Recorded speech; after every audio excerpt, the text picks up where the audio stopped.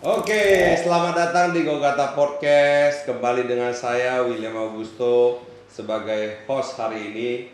Hari ini kita menjelaskan selalu mini project ini adalah talk, share, and interact. Dan kembali kita menjelaskan seluruh aspek kita lakukan secara protokol kesehatan secara ketat. Jangan lupa mencuci tangan, memakai masker, dan juga social distancing ataupun physical distancing. Oke, tanpa panjang lebar, kita udah kedatangan hari ini adalah Chris Aprilioni. Betul nggak sih gua nama lu? Iya, Susah benar. amat sih. Siapa itu Chris Aprilioni? Ya, gue sekarang sebagai kepala cabang dari Jasa Utama Kapital Sekuritas Batam, yang tujuannya memberikan edukasi kepada orang-orang untuk bisa mulai berinvestasi saham. Sebenarnya sih itu. Oke, berarti seperti blogger, bukan? Ya, kurang lebih kalau bisa orang bilang broker juga salah satu. Nah, mungkin hari ini kita live di Instagram Chris Ya. dan juga Instagram Gogata. Mungkin banyak orang yang sudah mengerti, jadi gua jelasin dulu kepada viewer. Mungkin yang sudah mengerti, Chris akan menjelaskan lebih dalam. Mungkin yang di Instagram Gogata, Chris akan mengajak orang-orang bahwa apa itu edukasi tentang saham. Jadi tidak semata-mata mengajak only ya, gitu ya. Tapi gue udah kenal lu lama ini, lu udah berapa lama di saham ini? Gue udah sekitar 8 tahun lah di saham. 8 tahun ya? Iya. Waduh gila, lu anak muda gila, 8 tahun. Gue mau nanya lu tentang profil perusahaan lu dong. Ini perusahaan lu sendiri atau apa? Jasa Utama Kapital Sekuritas Batam. Ini bukan perusahaan gue. Oke. Perusahaannya pusatnya di Jakarta, cuma anggapannya seperti gue franchise bawa ke Batam. Pengelolanya lu di sini, jadi Ya, cabang. jadi di sini full operasional semua under gue. Oke. Nah, itu kan 8 tahun sudah bergerak. Kira-kira perusahaan ini bergerak di saham dan juga apa? Oke, untuk 8 tahun itu gue sebagai investor sahamnya, gue masuk ke dalam dunia saham itu 8 Oke, tahun. oke. Tapi Jasa Utama Kapital Sekuritas Batam ini gue bawa dari tahun 2017 Oke. gitu sampai hari ini, jadi sekitar 3 tahun. Lu bisa jelasin nggak sedikit profil tentang perusahaan lu?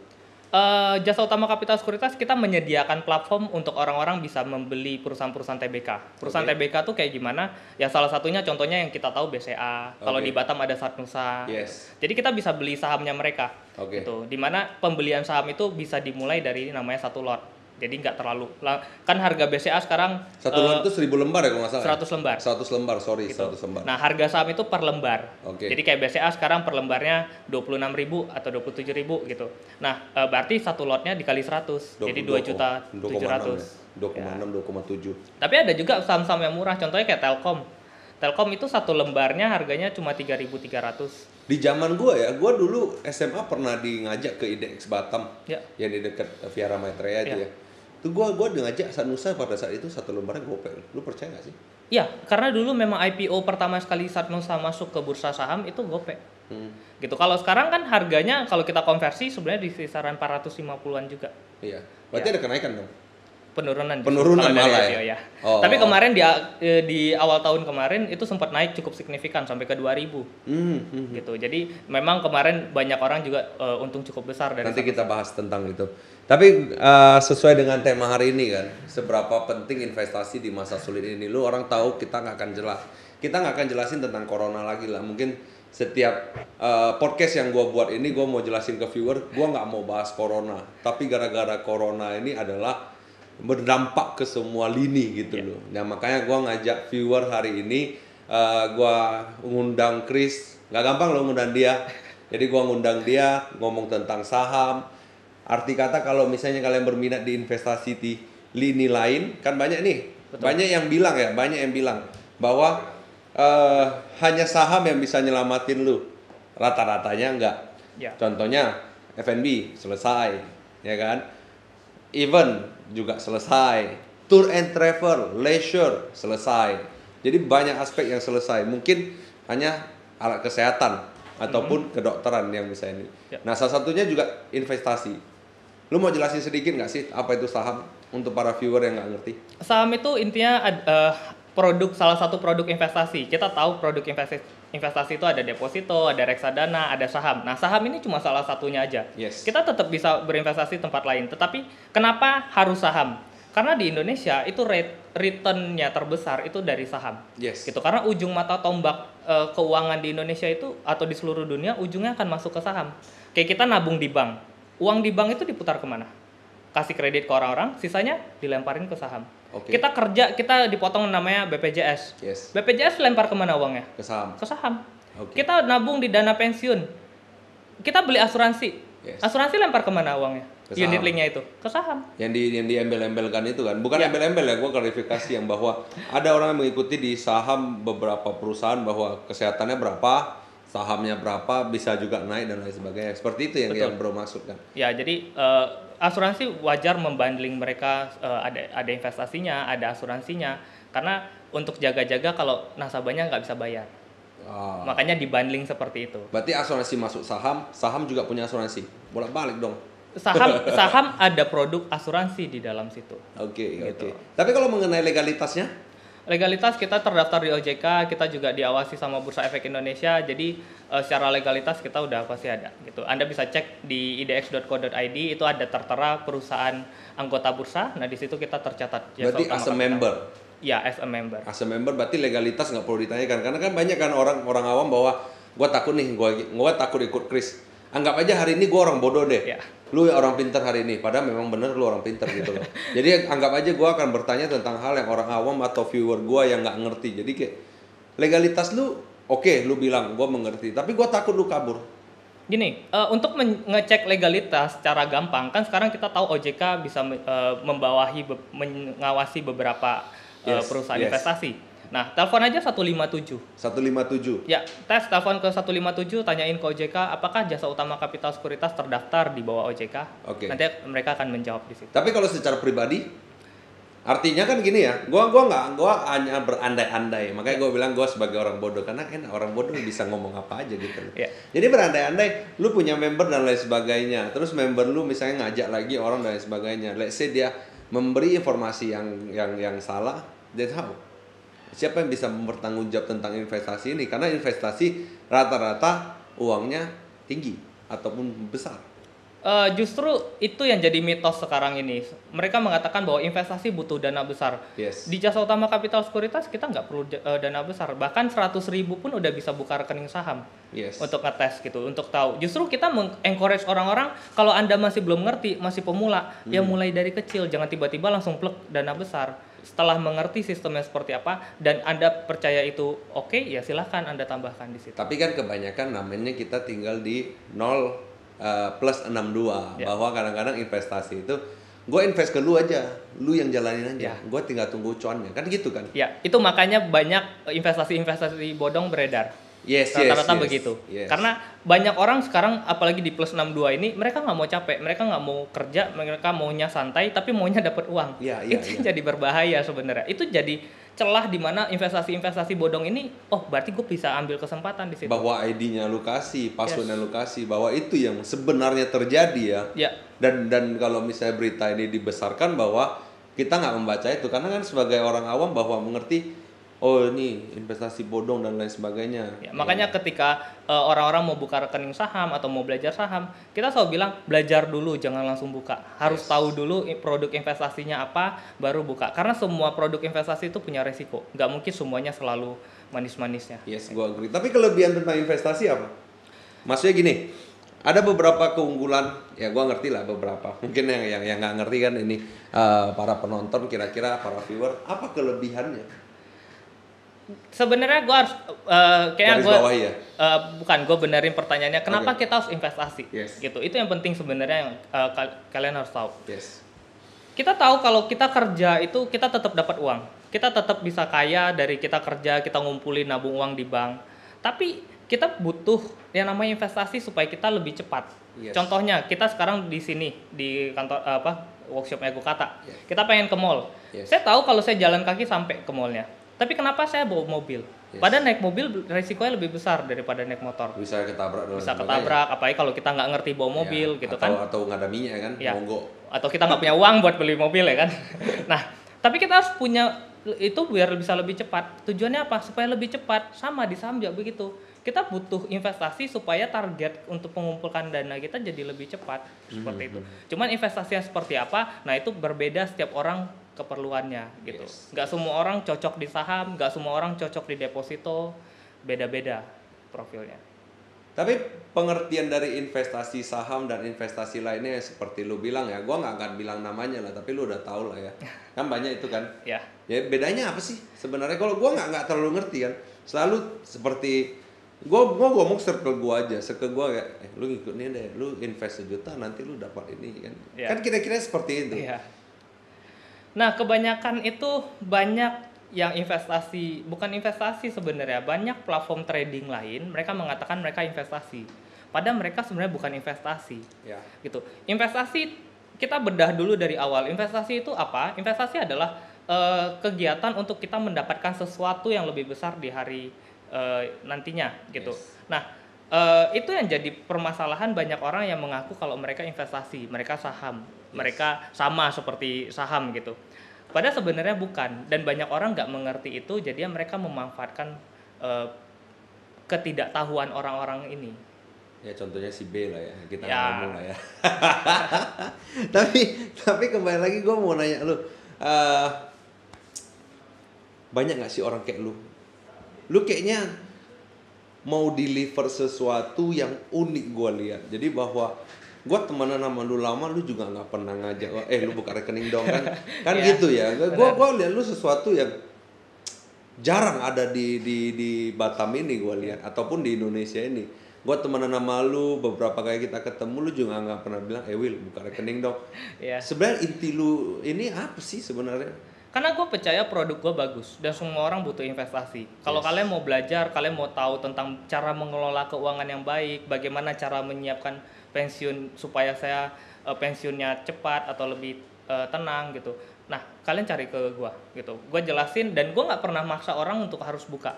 Kenapa demikian? Karena di Batam itu banyak sekali, kalau kita bilang bisnis MLM itu menjamur sekali di Batam. Oh gila. Kadang gue malah diajakin orang keluar, Chris, ayo jalan yuk ngopi yuk gitu kan. Gue takut, wah kayaknya gue mau ditawarin MLM nih gitu kan. Gila memang. Makanya itu yang jadi pemikiran bahwa gue nggak perlu harus hard selling ke orang-orang. Gue cuma menjelaskan saham tuh ini loh. Kalau kalian memang butuh, kalian memang rasanya butuh investasi, kalian cari gue, atau kalian silahkan nggak pakai gue pun nggak masalah. Kalian pakai produk investasi lain, yang penting kalian punya investasi. Yes. Yang penting itu. Karena tujuan gue adalah semua masyarakat Indonesia itu terbebas dari yang namanya generasi sandwich. Ya, nggak ngomong-ngomong generasi sandwich itu, ya coba lu jelasin deh, karena kita juga tahu kan bahwa banyak viewer gue ya kan, mungkin pribadi gue juga begitu kan, mungkin ada yang terkendala dan lain sebagainya. Lu bisa jelasin sedikit tentang generasi sandwich? Generasi sandwich tuh gini, kita tahu sandwich ya ada roti, terus tengahnya ada makanannya, terus roti lagi. Nah, jadi makanannya tuh dihimpit sama 2 roti. Yes. Gitu. Sama seperti generasi sandwich, itu berarti kita sekarang ini kita dihimpit sama generasi di atas sama generasi di bawah. Kita harus menghidupi generasi di atas kita, tapi kita juga harus menghidupi generasi di bawah kita. Yes. Jadinya kita seperti apa? Gak bisa kemana-mana, gak bisa ngapa-ngapain. Akhirnya kerja, gitu ya? Kerja terus, dan gak bisa pensiun sampai tua. Nah, ini yang mau gue putus. Bagaimana cara kita mengelola keuangan supaya nanti kalau kita punya generasi yang baru, mereka gak jadi generasi sandwich lagi. Tapi kalau misalnya lu ngomong generasi sandwich, orang tua kita juga dulu gak ada investasi. Why? Karena teknologi? Enggak, orang tua kita nggak ada investasi, tapi mereka setidaknya bekerja, dan tadi ada beberapa orang yang memang beruntung, mereka kerja, mereka kumpulin uang dan akhirnya terkumpul. Yes. Dan akhirnya mereka cukup letakin ke deposito aja. Okay. Karena itu pasti banyak orang yang letakin uang ke deposito. Jadinya uang dari deposito mereka udah bisa buat hidup. Investment, right? Yeah. Nah, tapi berbeda kalau kerja. Tadi banyak orang di Indonesia sekarang ini kerja awal tahun sampai akhir tahun kerja, dapat uang, habis itu jalan-jalan. Yeah. Habis awal tahun cari uang lagi, kerja, terus habis lagi, begitu terus siklusnya gitu, tanpa ada investasi. Apalagi sekarang ya Instagram, semua orang jalan-jalan ke Jepang, kemana ya kan. Jadi orang-orang juga pasti, wah gue punya uang, gue mau jalan-jalan biar keren juga sama teman-teman. Nah itu yang sekarang jadi penyebab generasi-generasi sandwich ini masih ada. Berarti lu intinya dari bahwa lu membuat perusahaan ini, lu mau mengajarkan orang bahwa lu keluar dari generasi sandwich ini dengan berinvestasi. Dalam arti kata investasi bisa aja gagal, bisa aja beruntung. Arti kata lu harus belajar teknik analisanya dan lain sebagainya. Sebenarnya lu buka kelas nggak? Gue ada buka kelas, dan kelas gue semua gratis. Kelas lu semua gratis? Ya. Tolong dicatat ya para viewer, kelasnya semua gratis. Ya, kelas gue gratis. Silakan kalau mau belajar. Yang gratis itu kalian udah bisa cukup untuk memahami sebuah investasi sebenarnya. Tinggal mindsetnya aja bener apa enggak. Banyak orang gagal di saham tuh karena mindsetnya salah. Lu bisa share sedikit nggak dari kelas lu, apa isi dari kelas lu secara briefly aja? Kelas gua ada 4 ya. Yang pertama pengenalan saham. Jadi kalau kalian benar-benar awan, kalian bisa masuk ke sana. Yes. Nah, setelah kalian udah jadi nasabah, ada kelas bagaimana cara pakai aplikasi, cara jual beli gimana sih? Kan tetap dari HP, dari cara HP, jualnya bagaimana, cara beli bagaimana.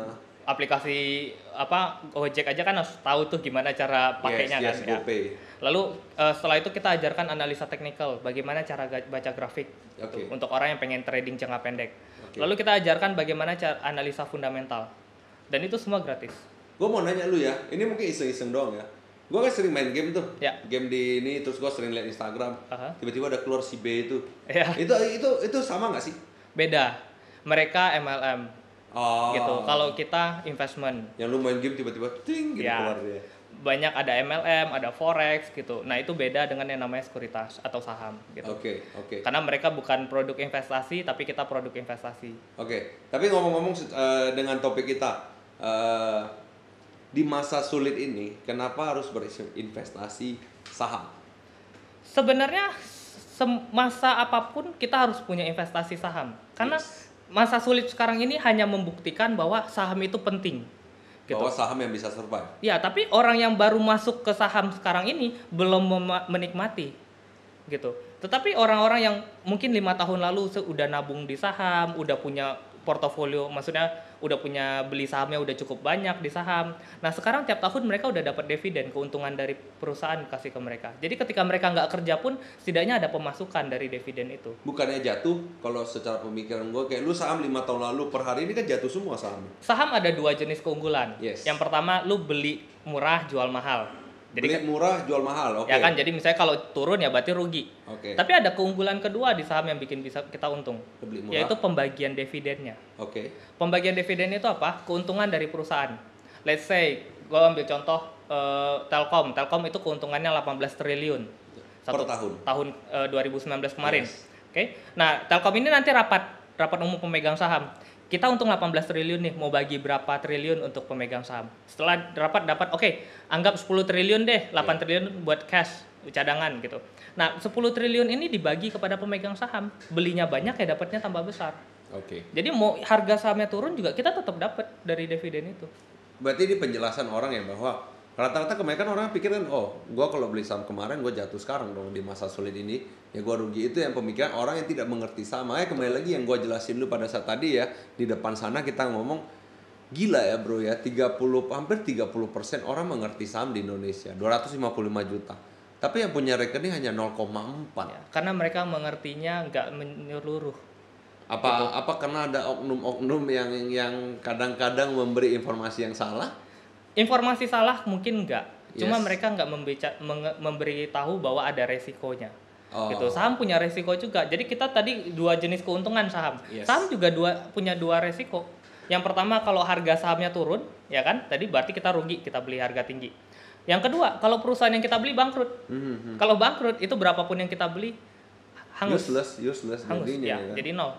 Tapi masa iya BCA bisa bangkrut atau BRI deh masa bisa bangkrut? Kan tapi kalau lu mulai dari kecil kan lu nggak bisa beli BCA dulu. Ya, BCA mungkin 1 lot tadi 2,7 juta ya. Ya lu mungkin bisa beli yang lebih murah, BRI cuma 300-an ribu. Tapi kalau misalnya ini nih, gini nih. Anggap gua ini adalah calon nasabah lu. Per hari ini, per detik ini. Macam betul kali ya saya ngomongnya. Saya adalah calon klien lu. Lu kasih gua tips and trick dong untuk gua ngikut sebagai member lu untuk gua beli saham. Kayak gua sekarang nih, gua tertarik nih. Kayak lu bilang lu saham lu pelan-pelan dan lain sebagainya. Karena dulu gua kiranya, gua dulu pernah ikut bawa aja saham, lu kasih lu 10 juta ya kan. 3 hari jadi 12 juta. Ujung-ujungnya warna hitam, chaos. Gua kasih tips yang paling gampang untuk kalian yang awam. Lu pakai provider HP lu apa? Gua pakai Halo. Telkomsel kan? Berarti. Nah, berarti kan anaknya Telkom. Lu kenapa pakai Halo? Kenapa lu nggak pakai XL atau Indosat? Karena XL jelek di Batam. Gue berani ngomong. Lu nggak jebak gue kan? Nanti mana tuh XL mau promosi gue jadi nggak jadi. Itu wajar gitu. Nah, berarti ya kenapa nggak lu beli produknya? Karena lu tahu produknya bagus. Lu pakai mobil nggak? Gue pakai mobil. mereknya apa? Gua pakai Nissan Juke, mungkin dia mau promosi. Nah, lu pakai Nissan ya. Kenapa lu pakai Nissan? Kenapa nggak pilih Toyota atau yang lain? Karena gua nggak ada duit beli Fortuner. Nah, kalau gua kasih lu duit, lu pilih Toyota atau yang mana? Gua jual Juke gua. Lu Juke lu pilih yang Toyota kan? Fortuner kan Toyota. Tapi gua beli Fortuner kalau gua boleh cerita sedikit ya.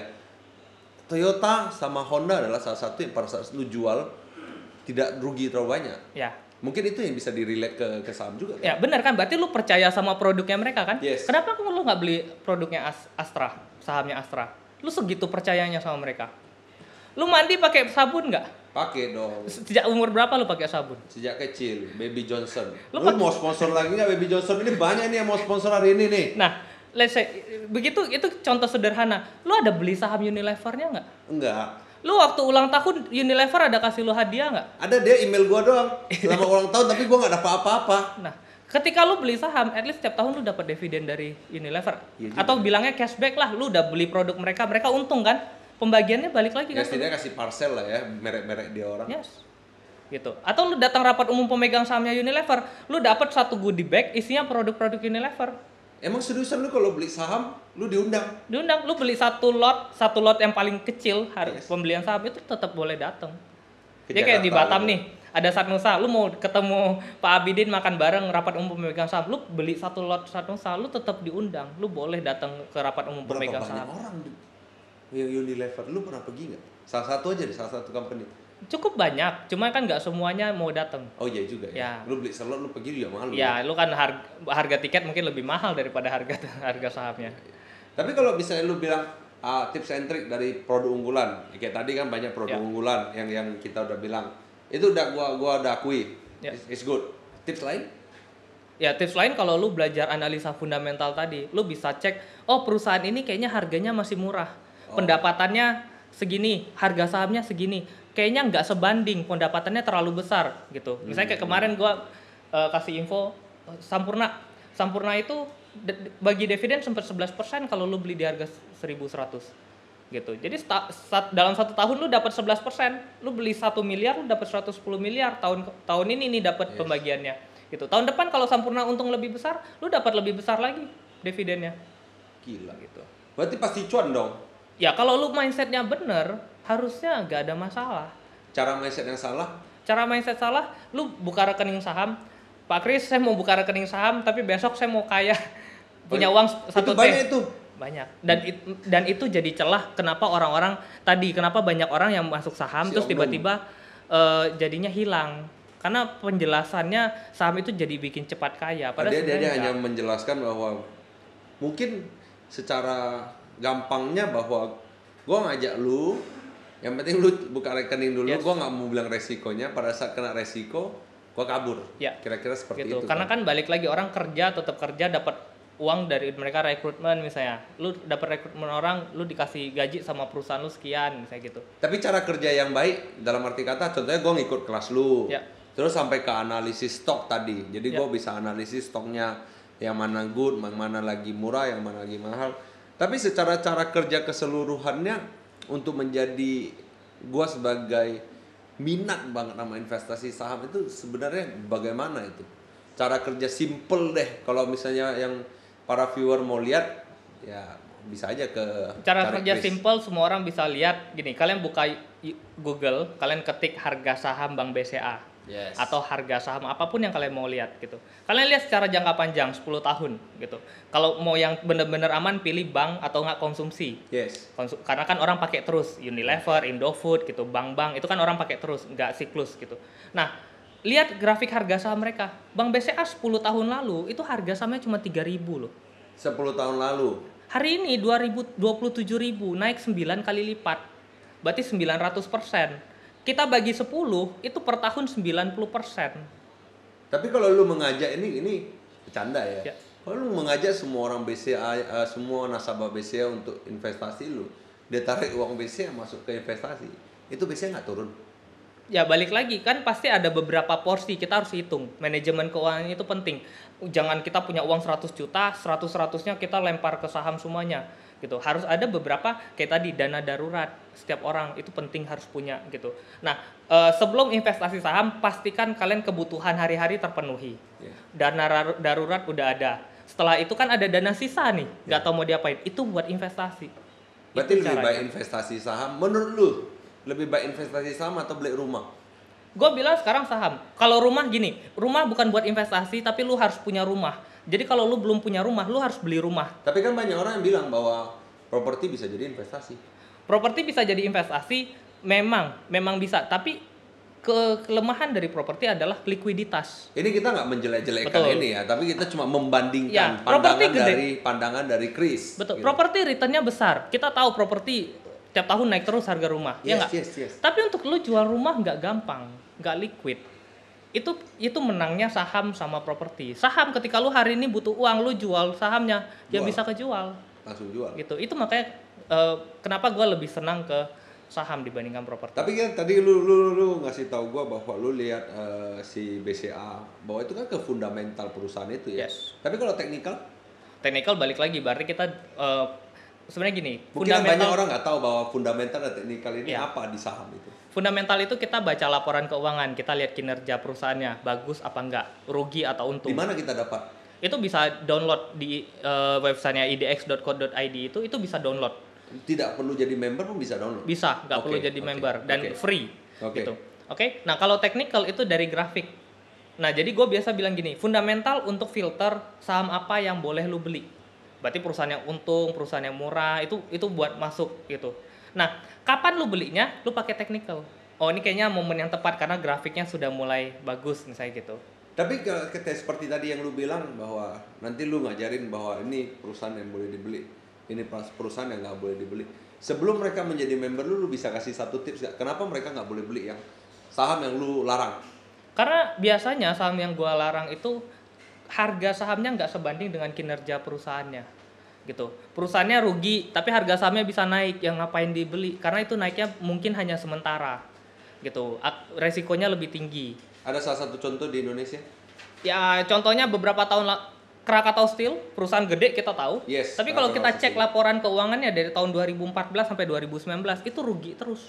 Oh, there's something wrong inside-nya. Ya, nah ngapain kita beli saham begini? Oke. Atau Garuda Indonesia kan rugi terus. Yes. Ya lo ngapain lo beli? Berarti rata-rata BUMN ini yang gue masalah. Ya kita kan ambil contoh yang gampang semua orang tahu ya kan gitu. Ya kan? Nah, tapi sekarang Krakatau Steel 2020 ini kuartal pertama laporan keuangannya jadi untung.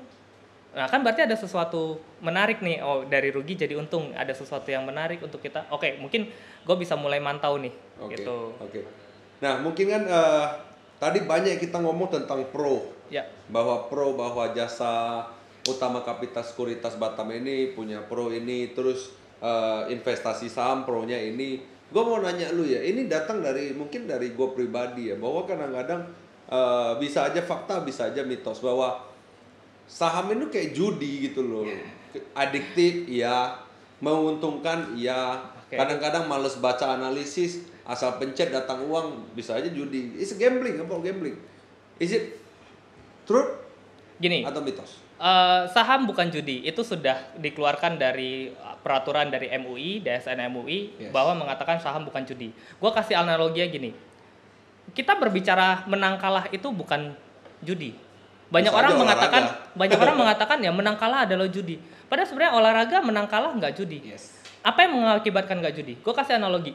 William, gue punya saham, gue beli saham 500 dari orang lain. Yes.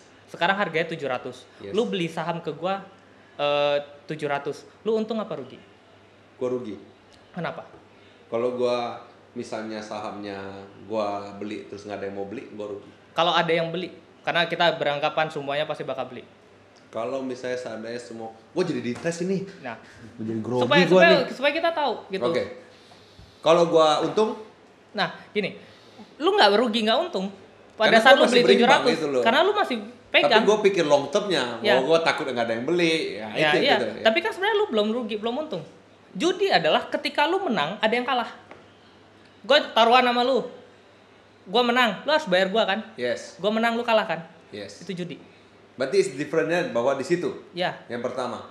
Tapi balik lagi ada beberapa orang yang membuat saham itu seperti judi. Kenapa demikian? Karena tadi gue bilang kita beli saham, kita harus analisa perusahaannya untung, bagi dividen, bagus, track recordnya oke. Ada beberapa orang gue nggak mau analisa deh. Yang penting kayaknya ini mau naik, gue tes aja, coba mau nggak mau jadi judi kan gambling, gitu. Jadi 50-50 antara naik atau turun. Tapi bisa aja kan bahwa kalau misalnya gue buka deh rekening dulu. Ya. Gue lagi BAB maybe, terus gue asal pencet, gue menguntungkan, it's gambling, right? Ya, gambling. Kan balik lagi ke mindsetnya orang-orang. Bahwa fakta saham itu bukan judi kalau lu bisa analisis sebenarnya. Kalau lu nggak bisa analisis stok, it's a gambling. Ya. Definitely, right? Tapi gini, kalau lu nggak analisa, tapi kan setidaknya kenapa lu pilih Astra? Lu bisa jelasin tadi. Ya, karena memang produk-produk unggulan gitu loh. Itu udah simple analisa sebenarnya. Jadi kenapa orang Indonesia nggak mau ngerti saham? Gini, gua rasa gua nggak salah research ya. Di luar negeri saham itu gila-gilaan. Yes. Penduduk Singapura di atas 40% buka rekening saham. Amerika di atas 50% penduduknya buka rekening saham. Indonesia cuma 0,4. 1 juta. Alasannya kenapa? Simple. Karena saham nggak menguntungkan bagi sebagian sekarang yang sudah jalan. Contohnya apa? Reksadana. Yes. Kalau kita baca literatur di luar negeri, banyak sekali yang mengatakan bahwa saham itu jelek, saham itu sucks. Bahkan Warren Buffett selalu bilang saham itu nggak guna, ngapain nabung saham, gitu. Nah, di Indonesia justru dibilang saham itu rugi, bahaya, ngeri. Udah kamu pakai reksadana aja, danamu dikelola sama orang yang sudah berkualitas, sudah pintar, sudah tercertified gitu. Jadi mereka dapat uang lebih besar. Yes. Itu yang jadi permasalahan di Indonesia. Jadi kita ditakut-takutin. Ditambah lagi banyak investasi bodong, ngakunya saham, banyak forex ngakunya saham. Jadinya orang semua mikir saham jelek. Tapi reksadana itu kan kayak contohnya simpelnya bahwa gue kasih lu duit, lu yang kelola kan. Yes. Bahwa kalau lu saham kan lu bisa menjadi seorang pemegang saham lah. Lu bisa mengambil keputusan tapi di dalam angka. Ya. Kan kira-kira seperti itu. Betul. Nah yang mau gue nanyakan si investasi lainnya itu bisa dianalisis nggak sih? Ya bisa. Atau gue percaya aja kayak reksadana ya? Jangan. Reksadana pun lo harus ngecek. Mereka beli saham apa sih? Makanya belakangan banyak reksadana bermasalah karena orang nabung ke reksadana. Yang di Batam itu yang heboh-heboh kemarin ya? Gak cuma di Batam, seluruh Indonesia. Seluruh Indonesia. Tapi yang di Batam yang heboh-heboh itu lu mau bicara nggak sih? Gue banyak ketemu orang yang terkena masalah seperti itu. Bukan masalah di reksadananya. Kadang gue bilang ya kan, coba lu pikir bener-bener. Reksadana nawarin, lu bebas milih mau apa enggak. Yes. Ya enggak? Berarti lu sudah mempersiapkan diri untuk masuk. Mempersiapkan diri juga win or loss. Yes, dan lu nggak mau ngecek nih reksadana bener apa enggak, beli sahamnya apa, reksadananya jenis apa, lu nggak ngecek. Bahwa mungkin orang Indonesia ini atau plus 62 sebagian besarnya adalah nggak bisa menerima kekalahan. Bukan, lebih kepada mereka lebih tertarik dengan iming-iming imbalan hasil yang cukup besar. Mau untung secara instan. Yes, itu menjadi permasalahan. Jadi kalau misalnya pada saat lose, koar-koar di Facebook, di Instagram. Makanya sebelum reksadana ini bermasalah, beberapa tahun sebelumnya banyak nasabah kita yang nanya Pak Kris yang sudah tahu saya, Pak Kris ini gimana? Saya bilang, ya hati-hati, itu kayaknya nggak masuk akal. Gitu. Lalu it's a good income. Ya, tapi kan akhirnya kalau pembagiannya dapat semua. Kalau ternyata baru masuk sebulan terus tiba-tiba tutup, you're done. Ya, you're fucking selesai. Done. Selesai. Gitu. Ada beberapa orang yang permasalahan seperti itu. Gue udah pensiun, gue punya uang banyak, gue pikir dari reksadana gue bisa hidup, gue letakin semua uang gue di reksadana. Ya kayak deposito kan banyak pemikiran orang generasi di atas kita. Tapi deposito balik lagi deposito mana? Ya. Resikonya seperti apa? Yes. Itu. Kalau di BPR juga punya resiko besar gitu. Makanya BPR memberikan bunga deposito lebih besar daripada bank yang.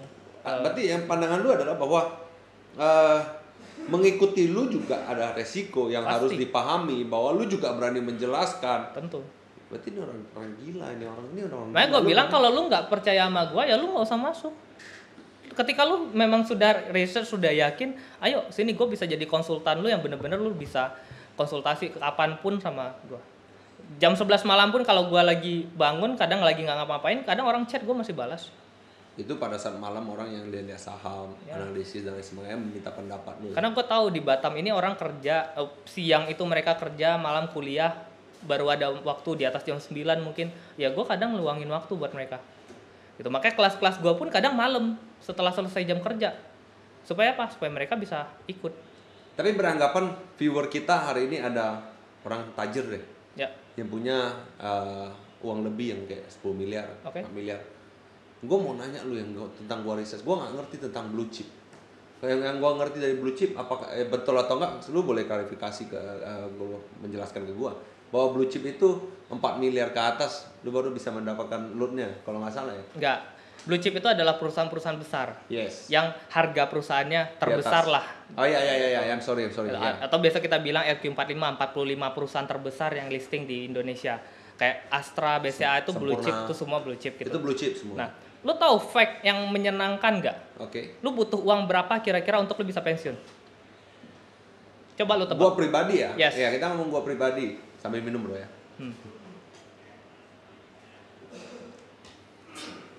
Ini gue umur berapa sekarang? Gue soalnya agak tricky nih orangnya.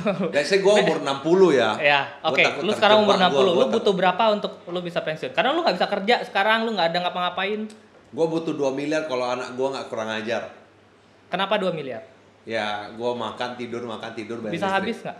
Habis, pasti habis.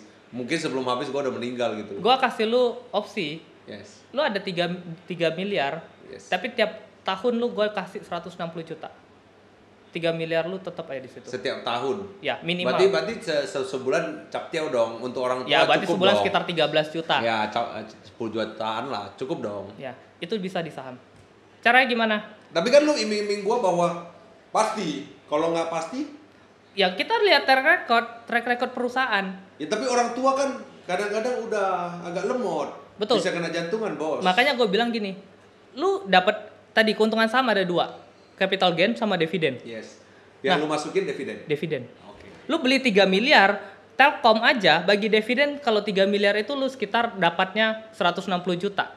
Kalau tahun depan laba Telkom meningkat dan gue yakin meningkat secara jangka panjang, berarti lu dapat bisa lebih besar. Cukup nggak 160 juta atau sebulan 13 juta untuk lu hidup? Tapi kenapa semua orang tua nggak mau ikut? Karena nggak ngerti. Karena yang dilihat itu ketika gue beli 3 miliar, harga saham turun merah, gue panik. Karena dividen itu baru dibagikan setiap setahun sekali. Oh, gue ngerti sekarang. Bahwa pada saat turun sedikit, lu panik, lu mau jual, jadinya rugi. Akhirnya lu rugi. Padahal kalau lu nggak jual juga nggak masalah. Berarti lu nggak usah lihat terus, nggak usah pantengin terus, biar nggak kena jantungan dan penyakit-penyakit lainnya gitu dong. Gue pernah ketemu orang satu tahun 2013-14. Kena jantungan? Enggak. Oh enggak. Dia pernah main saham tahun 2007. Yes. Terus dia bilang, gue waktu itu rugi parah. Yes. Gue tutup, gue nggak lihat lagi, tapi sahamnya nggak dijual. Oke. Salah satu sahamnya adalah Kalbe Pharma. Gue masih ada tuh screenshotnya. Iya, gue tahu di Kalbe. Nah, Kalbe Pharma dia beli waktu itu 8 juta. Yes. 2016 uangnya jadi sekitar 200 jutaan. Gue masih ada screenshotnya.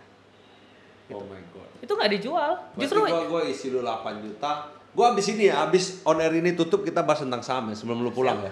Siap. Gue tertarik sama yang 160 juta ini gitu. Karena gini, lu pandemik sekarang corona, orang bisa pakai apa selain orang sekarang lebih banyak pakai apa? Semua kayak sekarang kita live Instagram. Media sosial.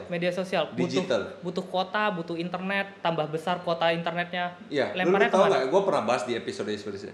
Zoom sendiri. Ya. Itu perusahaan yang nggak pernah kita tahu. Ya.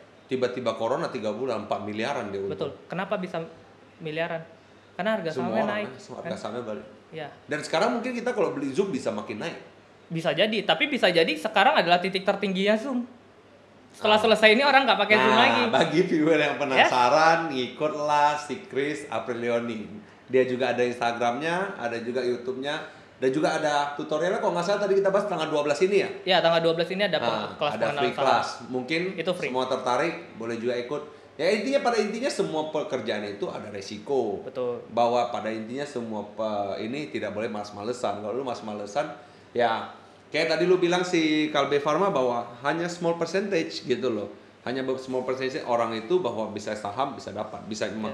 Gua takut nanti viewer gua atau viewer lu bahwa pikir gua taruh 8 juta habis itu gua tutup. Iming-iming 10 tahun kalau buka nggak ada, kembali lagi ke jantung lo nanti. Tapi gua mau nanya, gue masih penasaran. Kita tadi bahas dengan keunggulannya, pro kontranya. Gue mau bahas tentang perusahaan.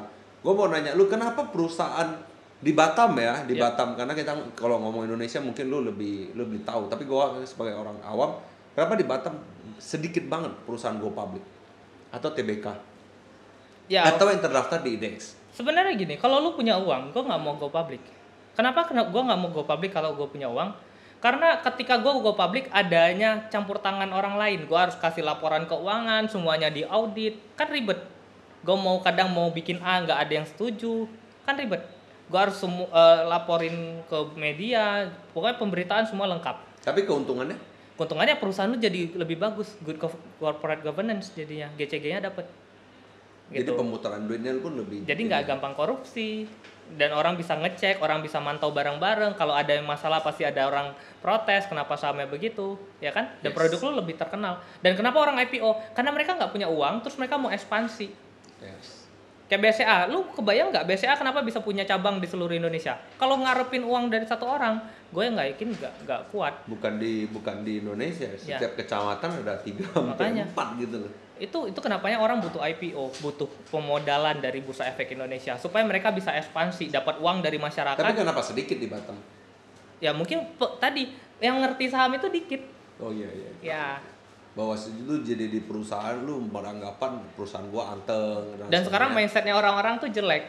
Jadi ketika gue jelasin, yuk IPO, langsung dipikir kita mau jebak mereka untuk hancurin perusahaannya mereka. Padahal sebenarnya enggak. Berarti beberapa oknum membuat lu kerjanya lebih susah dong? Yes. Kalau orang telepon dari Chris Apriliani, waduh saham ini. Kan pasti gitu. Betul. Pemikiran orang awam itu seperti itu. Ya. Oh bahaya nih. Ini ngajak ngopi, ngomong saham ini. Makanya gue nggak pernah ngajak lu kan. Iya sih. Gue cuma lingkaran gue jelas, orang-orang nasabah-nasabah gue, dan mereka udah ngerti gue seperti apa. Gue nggak pernah akan ketemu orang, gue tiba-tiba bilang, ayo buka rekening saham. Nah itu yang oknum-oknum itu yang serba susah. Ini gue pernah ya, gue cerita sama lu sedikit ya. Sebelum kita nanya, gue mau nanya lu tentang solusinya nanti. Gue pernah di 2017 ya. Gue kan lagi rame-ramenya ya, gue nggak berani bilang panas-panasnya, nanti dihujat netizen pula. Lagi rame-ramenya itu tiba-tiba gue diundang sama salah satu investasi lainnya lah kita ngomong ya, gue nggak berani ngomong namanya. Duduk, I don't care dong. Berarti lu mau ngomong secara bisnis, lu mau buat event gitu dong. Yeah. Dia bilang gue mau buat event ini bos, acaranya gini-gini, ujung-ujung arahnya ke sana semua. Yuk ikut ini dong, lu buka rekening dong, buka rekening. Tapi dia nggak menjelaskan analisanya bahwa itu yang mungkin jadi bahaya gitu. Betul. Itu yang jadinya orang ketika rugi, lu bisa dimaki-maki sama mereka. Itu permasalahan paling sering. Iya, makanya jadinya kayak seperti gimana ya? Gue jadi sebel sendiri gitu loh. Gue pikir sekarang aja gue sebel itu, ngajak gue ngopi, gue bawakin kertas, gue gata, gue udah mau tulis event lu tanggal berapa dan lain sebagainya. Jadinya Indian di situ. Tapi mungkin pada saat itu kalau gue ketemu lu bisa menjelaskan ini, mungkin mindset bisa berubah. Betul. Makanya tiap kali kelasnya kita nggak pernah maksa kalian ikut kelas harus buka rekening saham, nggak pernah maksa seperti itu. Tapi rata-rata 80% itu yang ikut pasti buka, karena mereka jadi ngerti saham itu apa. Gue mau nanya lu ya, ini gue dulu SMA, bahwa Aqua adalah saham yang nggak dibuka di IDX. Aqua pernah listing ke Bursa Efek Indonesia, pernah IPO. Yes, pernah IPO dan 2005, 2010. Sorry lah kalau gua salah, itu udah nggak ada. Iya, karena mereka uangnya sudah cukup, mereka udah pikir labanya sudah cukup, jadi mereka beli semua kepemilikan saham yang ada di pasar. Padahal dari 1.800-an itu orang gila ini jual air putih kan. Ya. Tapi kan laba semua orang beli Aqua. Iya. Makanya sekarang banyak kan Le Minerale, mungkin bisa sponsor juga kan, Ades dan lain sebagainya. Betul. Gila sih. Dan Cleo juga baru IPO beberapa tahun, harga sahamnya juga naik terus. Mungkin banyak orang yang nanya, saham apa yang lagi bagus sekarang? Saham lebih bagus. Ya semua saham itu lagi bagus sekarang, karena harga saham lagi murah-murahnya. Indeks kita dari 6.000 sekarang cuma 4.700, 4.800. Kapan lagi kita bisa dapat harga-harga saham semurah ini? Nih, ada masuk dari viewer. Gua bacain ya. @Ahmad Saugi 1257. Thank you untuk pertanyaannya. I hate SG. Ini teman lu ya, lu sebut. Iya, nasabah gue ini. Oh, nasabah lu. Oke. Selamat sore. I hate SG bulan Juni akan naik atau turun, Pak? Ini harus chat pribadi nih, nggak boleh di sini jadi bocor nanti. Gimana penjelasannya? Yang namanya grafik saham itu nggak mungkin naik satu garis lurus. Pasti akan ada koreksi gitu. Yes. Nah, di bulan Juni pasti akan ada koreksi. Gitu. Jadi ini kan dari selesai lebaran kemarin harga saham kita naik banyak tuh. Yes. Dalam seminggu Astra itu udah naik hampir 20%. Yes. Gitu. Yes. Jadi ya bulan Juni ini gue prediksi mungkin di pertengahan bulan ini akan ada koreksi untuk IHSG. IHSG itu adalah indeks harga saham gabungan. Jadi indeksnya Indonesia. Oke. Gitu. Nah, gue mau nanya lu tadi pertanyaannya. Bagaimana lu cara ngajak gue sih? Kayak tadi kan jangan ngajak gue deh. Ngajak viewer yang nggak mengerti saham. Yang basic aja. Selain dari lu bisa datang tanggal 12 untuk di briefing sama lu sama di tutorial sama lu. Ayo nabung saham karena saham itu bisa mulai dari 100.000 dan murah banget dan kita semuanya kita bisa gunain dari HP, gampang, gak susah. Kayak kalau kita bisa belanja Tokopedia, kita juga bisa belanja di saham gitu. Jadi analisanya juga gampang. Kalau kalian lihat dari tadi kita nganalisa perusahaan itu sesuai apa yang kita pakai atau sekitar kita pakai gitu. Jadi ya nggak ada masalah yang namanya saham dan kita juga terdaftar di OJK dan Bursa Efek Indonesia gitu. Oke, nah kalau misalnya gua tadi udah ini tadi juga briefing bahwa ini orang gila bahwa membuka kelas tanggal 12 untuk para viewer yang mau belajar tentang saham, dia juga bisa mengajarkan secara gratis. Nah, lu buka rekening juga nggak dipaksa, bahwa lu misalnya mau ya silakan. Dan kalau nggak salah di Batam the only one ya, lu yang memberi tutorial yang sekuritas ya, kalau nggak salah ya. Sebenarnya ada, cuman yang lain kurang terlalu booming lah sebenarnya. Iya. Gitu. Lu bayangin deh, lu bayangin para viewer, dia hanya kerja sendiri, tidak ada pesaingannya.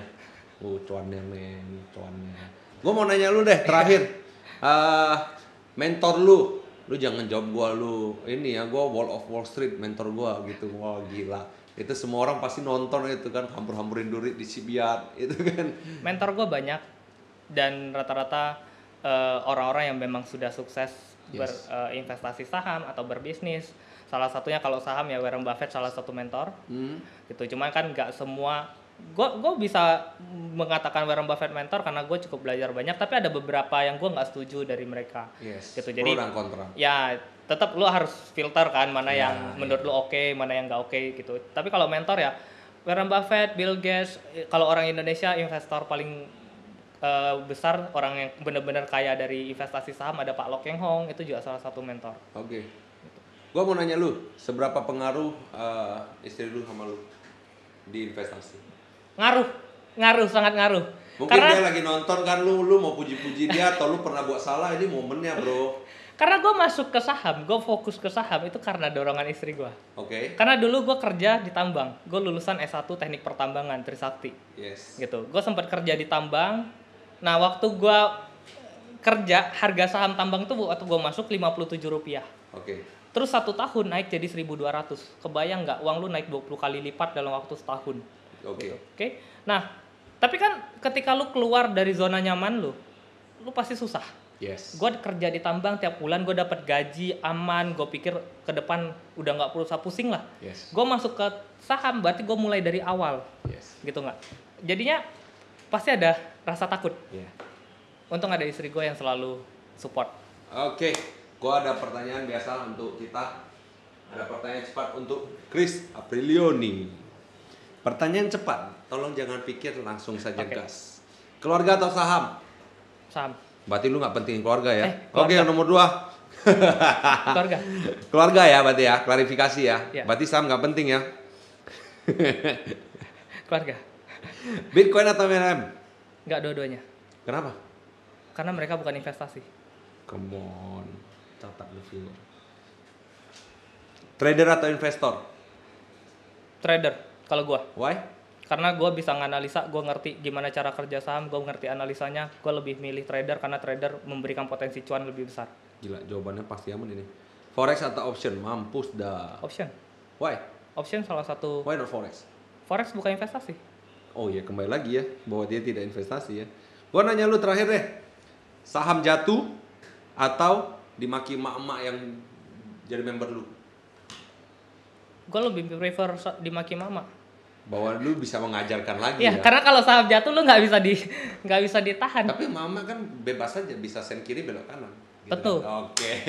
Benar. Thank you, Chris Aprilioni. Nggak terasa investasi ini sangat menarik. Gua juga berharap bahwa gua juga banyak ilmu yang lu dapat dan gua juga banyak ilmu yang gue dapat dari lu. Nah, gue itu klarifikasi. Oke, untuk semua viewer gue, thank you so much. Jangan lupa like, share, and subscribe YouTube Gogata Event Planner dan juga Chris Aprilioni. Itu juga ada YouTube-nya. Udah 1000 subscriber dia ini, udah dapat cuan. Dan juga stay safe, stay healthy, and stay at home. Thank you.